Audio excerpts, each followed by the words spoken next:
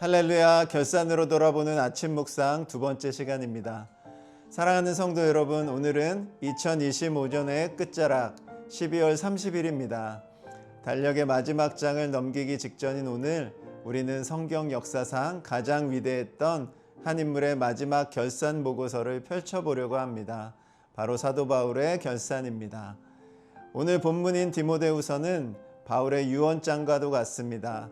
지금 바울은 로마의 차가운 감옥에 갇혀 있고, 밖에는 네로 황제의 서슬퍼런 핍박이 있고, 안으로는 죽음의 그림자가 짙게 드려지고 있는 상황이었습니다.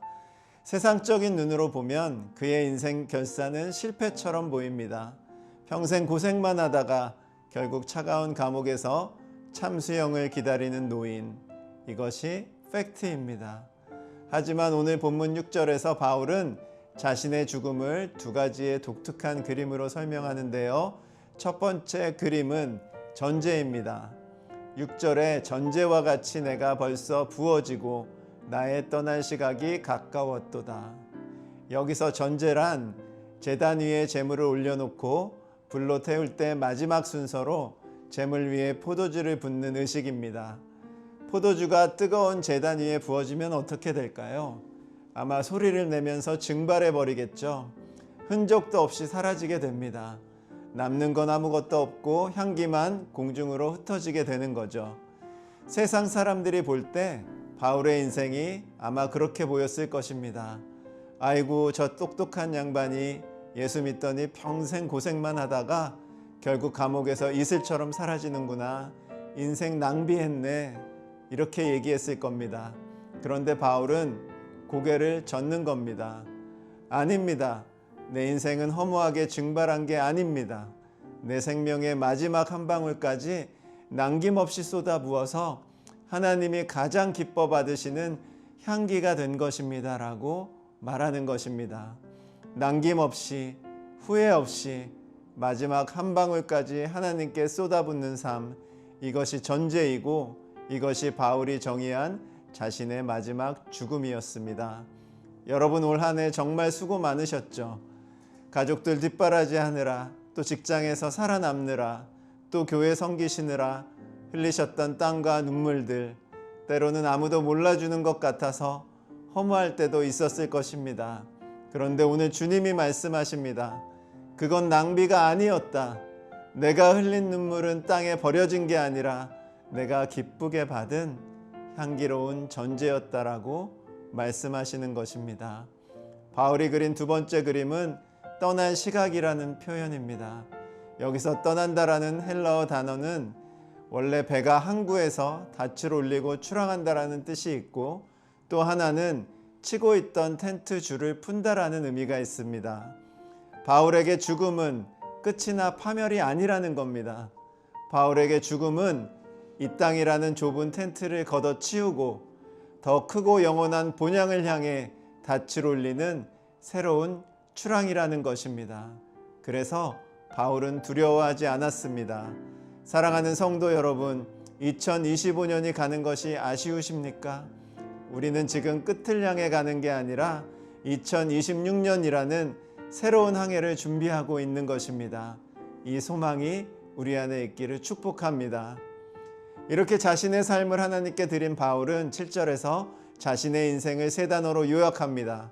나는 선한 싸움을 싸웠고, 나의 달려갈 길을 마쳤고, 믿음을 지켰다. 여기서 제일 제가 주목하고 싶은 단어는 마쳤다입니다. 바울은 내가 1등 했다라고 하지 않았습니다. 내가 대단한 업적을 남겼다라고도 하지 않았습니다. 그저 완주했다라고 합니다. 신앙생활은 속도전이 아닙니다. 하나님이 우리 각자에게 주신 코스를 이탈하지 않고 묵묵히 끝까지 가는 지구전입니다. 솔직히 올 한 해 우리가 비틀거리고 넘어질 때가 있지 않았습니까? 남들보다 뒤처진 것 같아서 속상할 때도 있지는 않았습니까? 하지만 여러분, 지금 이 영상을 보고 계시다는 건 포기하지 않고 기도의 자리까지 끊임없이 버텨내려고 오셨다는 뜻이 아니겠습니까? 그렇다면 여러분은 이미 승리하신 겁니다. 하나님 보시기엔 포기하지 않고 여기까지 오신 여러분이 바로 완주자입니다. 그런 의미에서 정말 애쓰시고 수고하셨다라고 말씀드리고 싶습니다. 이제 마지막 8절입니다. 바울은 감옥의 천장이 아니라 그 너머를 바라봅니다. 이제 후로는 나를 위하여 의의 면류관이 예비되었으므로. 저는 이 대목이 참 뭉클합니다. 여러분, 바울이 스스로를 뭐라고 불렀는지 기억하십니까? 죄인 중에 괴수라고 말했습니다. 교회를 핍박하고 사람을 죽였었던 사람입니다. 그런데 그런 그가 어떻게 내게 의의 면류관이 예비됐다라고 확신할 수 있을까요? 뻔뻔해서일까요? 아닙니다. 이 면류관은 바울이 잘나서 받는 상이 아닙니다. 예수 그리스도의 십자가 사랑으로 죄인 괴수 같은 그를 의롭다 해주셨기 때문에 받는 은혜의 선물입니다. 그래서 바울은 8절 끝에 아주 가슴 벅찬 한마디를 덧붙입니다. 이 면류관은 내게만이 아니라 주의 나타나심을 사모하는 모든 자에게도니라. 이 영광스러운 면류관은 위대한 사도 바울만의 한정판이 아닙니다.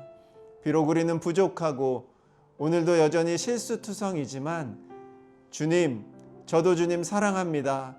저도 주님 뵙고 싶습니다 라고 고백하며 하루하루를 버텨내는 저와 여러분 모든 자들에게 주시는 하나님의 약속입니다. 사랑하는 성도 여러분, 벌써 한 해가 갔다고 너무 아쉬워하지 마시기 바랍니다. 지난 1년 여러분의 고생은 그냥 사라진 게 아닙니다. 하나님께 부어드린 향기로운 전제였습니다. 비록 1등은 못했어도 믿음 잃지 않고 오늘까지 오신 여러분은 위대한 완주자입니다. 이제 남은 이틀 후회보다는 감사를, 두려움보다는 설렘을 가득 안고 2025년의 마지막을 잘 정리하시기 바랍니다. 그리고 우리를 위해 예비된 그 의의 면류관을 바라보며 26년이라는 새로운 바다로 힘차게 나아가는 저와 여러분들 되시기를 주님의 이름으로 축복합니다. 적용 질문입니다. 올 한 해 내 뜻대로 안 돼서 실패했다고 생각하신 일이 있으신가요? 하나님은 그것조차 향기로운 전제로 받으셨습니다. 이 사실을 믿고 오늘 내가 훌훌 털어버려야 할 후회나 자책은 무엇이 있습니까?